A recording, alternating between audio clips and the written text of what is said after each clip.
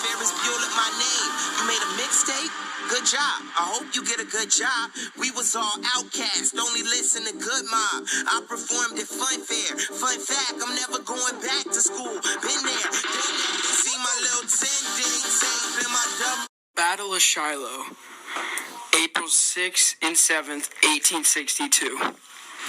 The battle took place in western Tennessee along the Tennessee River.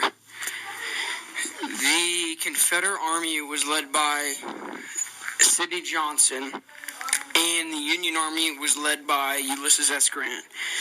The Confederate Army pushed back the Union soldiers a lot, back to what they call the Hornet's Nest, which is where the Union soldiers huddled around and fought out the Confederate soldiers in a really bloody battle, leading almost up to 13,000 deaths for the Union and the Confederacy. One of the bloodiest battles in America's history. During the Battle of Shiloh, the Confederate Army was run by General Johnston, and the Confederacy also had 40,000 people on their side.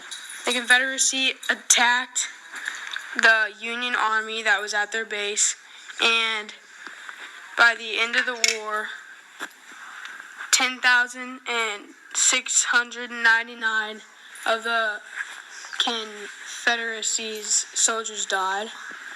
General Johnston tried to push the Union Army against the river, but the Union Army stayed strong, and the Union Army eventually won the battle,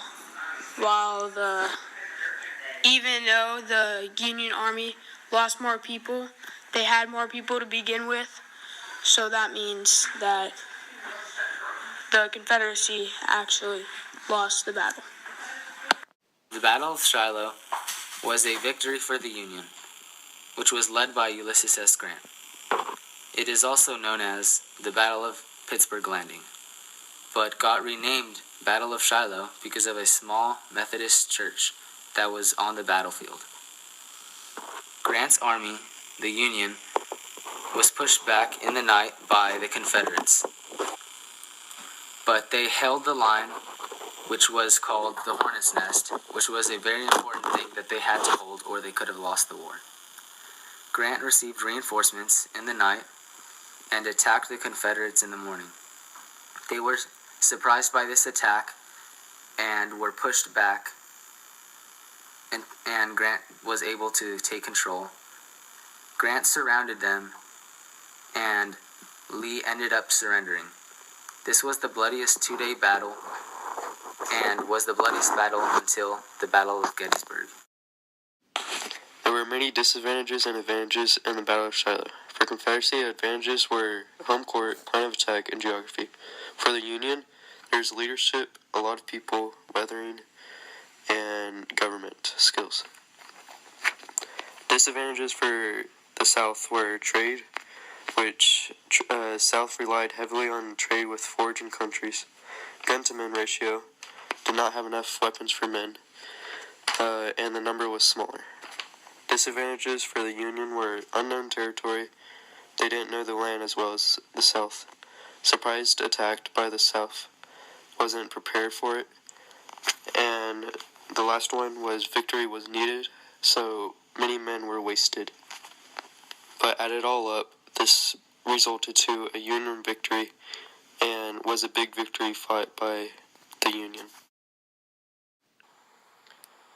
In the Battle of Shiloh, there are 5 important events: Hornet's Nest, Sunken Road, Peach Orchard, Ruggles Battery, Defense of Pittsburgh's Landing.